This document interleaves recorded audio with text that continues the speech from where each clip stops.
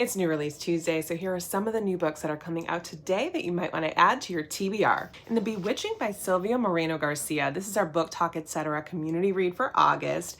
It's an eerie, multi-generational horror saga that follows three women in three different eras who encounter danger and witchcraft. And I love this part of the synopsis. An academic career can be a punishing pursuit, but it might be outright deadly when witchcraft is involved. Sign me up.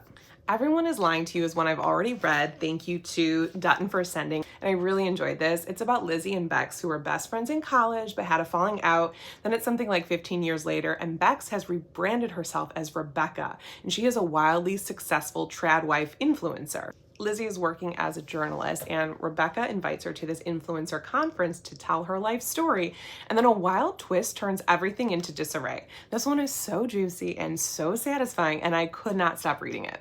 House of Beth is a haunting and seductive tale of a young career woman who slides quickly into the role of stepmother who gets literally haunted by the ghost of her husband's deceased wife.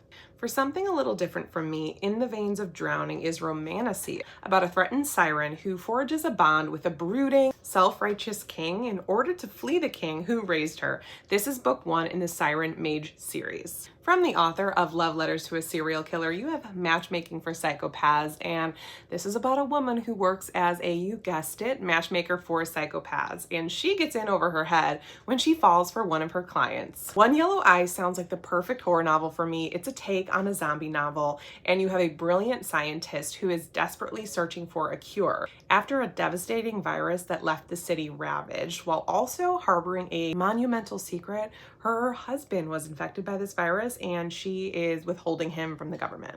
The Other Wife is a poignant and reflective novel about Zuzu, who's forced to reckon with the what-ifs of her life. She is now in her 40s and living a steady life with her wife, Agnes. But a return to her rural hometown stirs up unresolved feelings, especially for her college best friend, Cash, whose friendship was once really important to her. And as memories of past choices and unfulfilled dreams surface, Zuzu must decide whether to embrace the life that she's built or risk everything to revisit the past. This one sounds incredibly complicated, but also really good. Finally, The Payback. This one stresses me out. You have Jada Williams, who is getting relentlessly pursued by the debt police, and she fears she has left no choice but to take down her student loan company that's coming after her, and she enlists the help of her two mall co-workers who also have student debt.